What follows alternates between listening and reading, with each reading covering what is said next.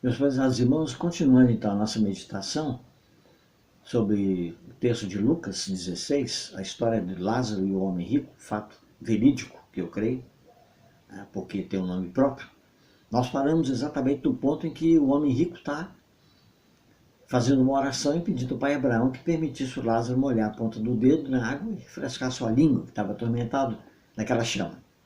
Eu disse que esse fogo não pode ser o fogo que nós conhecemos nessa terra, porque está vivendo numa situação desencarnado, ou seja, o corpo ficou na sepultura e a alma e o espírito foram, né, para a vida além do mundo, no Hades.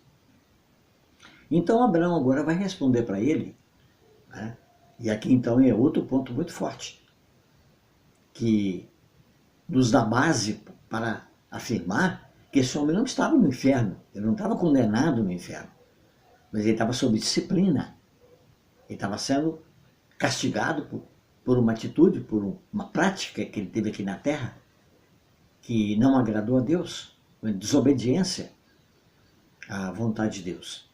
Então Abraão disse para ele, filho, ele disse que Abraão é pai, e agora Abraão diz que ele é filho. Alguns dizem, mas isso é relacionamento só de descendência física, nacional. Ele era um descendente de Abraão. Não creio. Creio que esse homem era um sacerdote, sem ser dogmático, mas eu creio que ele era um sacerdote, conhecia muito bem a palavra de Deus, mas não praticou. Então, Abraão disse para ele, olha filho, lembra-te que na vida recebeste bens de Lázaro somente males. E agora, Lázaro é consolado e você é atormentado. Ora, irmãos, isso é ensinar que é por esse motivo que uma pessoa está no inferno e outra está no seio de Abraão, no paraíso. Isso é violar o ensino do Novo Testamento de forma terrível. Uma pessoa vai para o paraíso porque ela crê no sacrifício, no sangue do Senhor Jesus derramado na cruz do Calvário.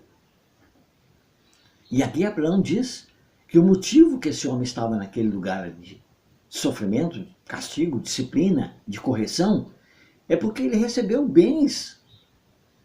E ele não fez absolutamente nada para ajudar o seu próximo, né? E se ele era um sacerdote, deveria conhecer muito bem, pelo menos o mandamento, ama o teu próximo como a ti mesmo. E ele não fez nada pelo pobre do Lázaro. Viveu na penúria e morreu na penúria. E também a palavra seguinte do Abraão, né, que é o Senhor Jesus que está contando esse fato, então ele diz que havia também um abismo entre eles. E Lázaro não podia passar para o homem rico, nem o homem rico passar para o lado do Lázaro. E por isso se conclui que estava no inferno. Mas realmente isso não é base. Não temos fundamento para crer dessa forma. Ele estava no Hades. Ele não estava no inferno. E aqui, essa separação é porque um não podia, né, por causa da vida que ele viveu aqui na Terra, naquele momento, por um período de tempo, ele estaria né, nessa disciplina. Então eu creio que esse homem rico estava sendo corrigido e não condenado eternamente. E então, esse homem rico continua na sua súplica dizendo, mas pai Abraão, eu te imploro que mandes o Lázaro na casa do meu pai, porque eu tenho 5 irmãos, para que Lázaro dê testemunho para eles, não venham para esse lugar de sofrimento. Olha, irmão, como que uma pessoa está no inferno condenada eternamente, ele pode ter esse coração de misericórdia, de preocupação com os seus irmãos, seus familiares. É muito estranho, né?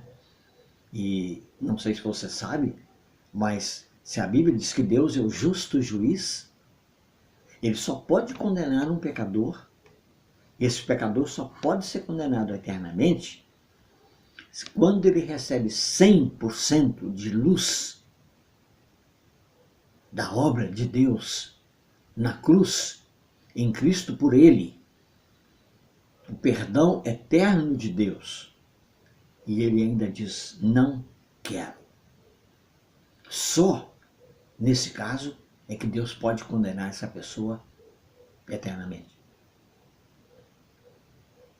Não há possibilidade se houver 98% a 99%. Ainda há uma possibilidade. E Deus vai trabalhar nessa possibilidade. Porque Ele quer que todos sejam salvos. Está escrito lá na carta de Paulo a Timóteo. É o desejo dele, né? O coração dele. Muito bem. E então, Abraão responde para esse homem, novamente indicando que ele era uma pessoa que devia ter conhecimento do Antigo Testamento. E Abraão disse, não, eu não posso mandar o Lázaro lá. Os seus irmãos têm Moisés e os profetas. Ou seja, os 5 livros de Moisés, Pentateuco, Gênesis, Êxodo, Levítico, Números, Deuteronômio, e de Josué até o final, até Malaquias. Ou seja, ele teve toda a instrução para amar o seu próximo. Mas realmente, ele não deu a mínima para o pobre do Lázaro necessitado, né? Que precisava da misericórdia, da compaixão desse homem que vivia regalado esplendidamente em banquetes todos os dias e tinha condições de poder ajudá-lo, mas não fez nada disso. Então eu creio que o ensinamento do Senhor Jesus aqui é com respeito à mordomia. E quando nós voltarmos lá, então, para estudar a parábola, sim, do mordomo infiel, então nós vamos descobrir que lá o Senhor contou a parábola dizendo que havia um mordomo que era infiel. Tá vendo? E esse mordomo infiel, ele agora aparece aqui como homem rico, que foi também um mordomo infiel. E numa outra passagem de Lucas, é muito interessante, porque ela descreve exatamente o que deveria ter acontecido nesse relacionamento do homem rico com Lázaro. Em Lucas 14, Jesus estava comendo pão na casa de um fariseu, num dia de sábado. E esses fariseus estavam de olho nele sempre para ver se pegava ele em alguma falha, né? Que queriam condená-lo, como acabaram fazendo no final, né? Mas no capítulo 14, verso 12, Jesus então disse àquele fariseu que o havia convidado para comer pão. Ele diz, quando deres um jantar ou uma ceia, não convide os teus amigos, nem teus irmãos, nem teus parentes, nem vizinhos ricos,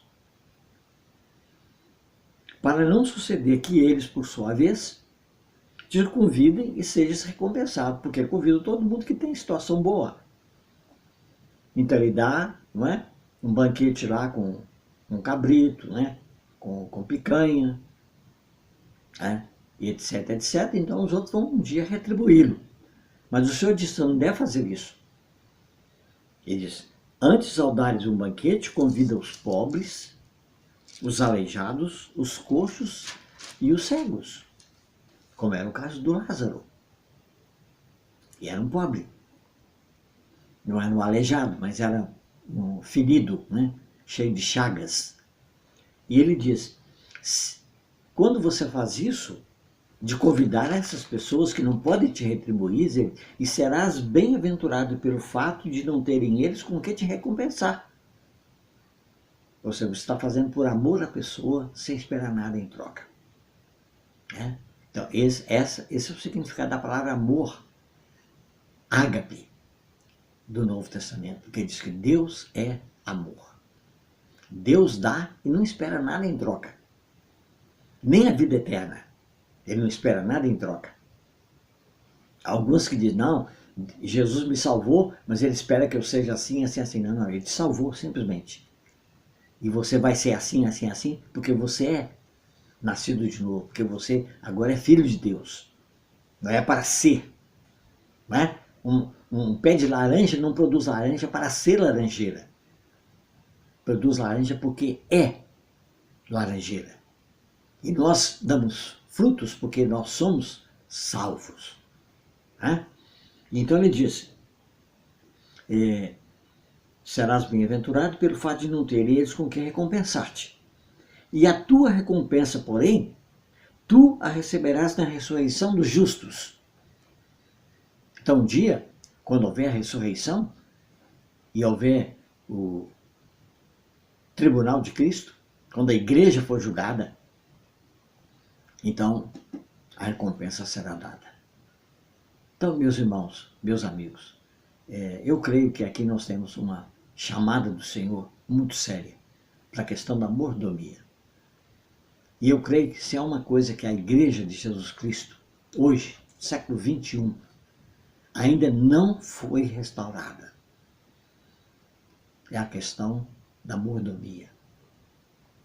Nós ainda julgamos que aquilo que é meu é meu. Aquilo que é meu é meu. Né?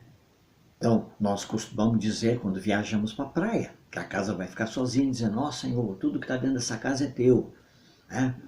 A televisão de 70 polegadas, o micro-ondas, a geladeira, o aparelho de som, né? E etc, etc, etc. Tudo é teu.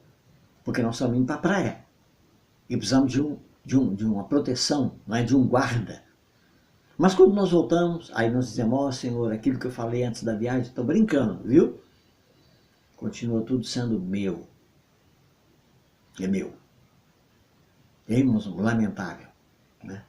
Quando nós formos ver a parábola do bom samaritano, nós vamos ver exatamente os 3 tipos de filosofia que existem nesse mundo e que pega a maioria dos filhos de Deus, dos cristãos hoje.